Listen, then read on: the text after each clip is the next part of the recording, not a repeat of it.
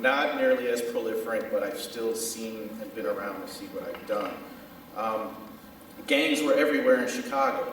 Every neighborhood, every street, it was gangs. That's basically, you grew up, you became part of it.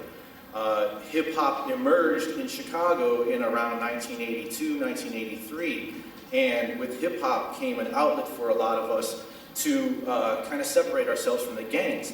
Not just graffiti, but just the whole ideology of hip-hop itself and all the elements combined.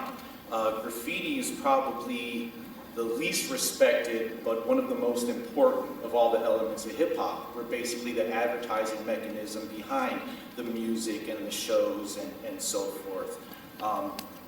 But understood it's illegal in its destruction. When I got involved in graffiti, I was 11, 12 years old. Like most of us, I think we came from somewhat broken homes, and the gangs were all around us, and just having that artistic intention kind of drove us to do what we did. Never hurting anybody, never intending to hurt anybody, definitely maybe destroying some property and stuff along the lines. I know I was an angry youth, so I took a lot of it out on the streets. I wasn't so much of a muralist as much as I was a bomber back then. And part of the artwork that I put into this show is me reverting back to that state. Nowadays, I'm a contractor, I own my own company. I recently opened up a space called Silo Art Space where we try to not only show the work that we create, but bring other artists in to show their work and do what we can to help support the genre of street art. I got out of graffiti in 1990, 91 when I graduated high school. I went to jail went to the boys' home a few times, fined by the city, all kinds of stuff that made me kind of think, once I graduated high school, I needed to shape up. I never thought this would be something that continued on forever.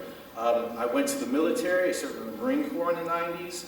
I came back, I started working as a carpenter, and I built myself up from that. A couple of my friends, who are more than friends but family, as far as the craft game was concerned, kind of pulled me back in the early 2000s with this thing that Flash was talking about, where Third Rail, he ran a radio show and he got us all together for basically what was a 20-year reunion of hip-hop, turned into be 2-mile-long murals on 59th Street.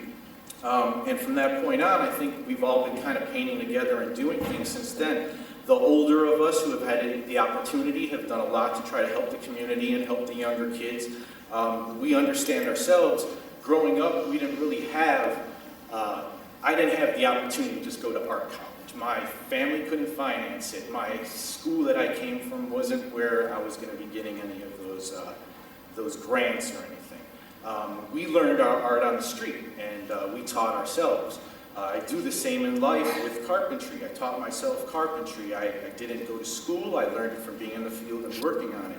And in that, as children, we developed and grew this craft, which is now starting to be respected as an art form.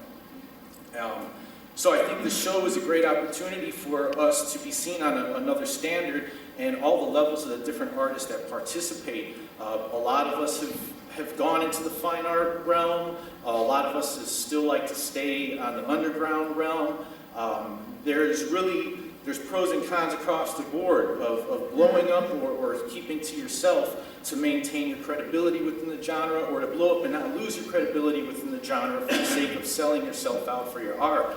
And so the walls, doing mural walls is very important. I've been doing what I could to try to get mural walls and bring the other artists into it. Ish and Zor and a handful of artists have just recently painted Flash. This is the wall that we recently painted in Portage Park neighborhood off of Irving and Milwaukee area.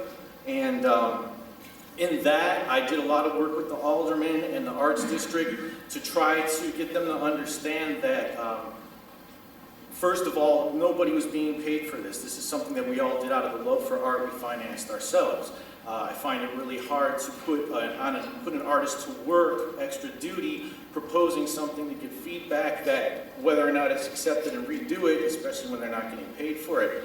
And the creativity from graffiti art comes from out of nowhere. We all do our tentative planning and stuff like that, but I think as anything in life, plans never go exactly according to schedule. But with the graffiti artists, they're all very versatile.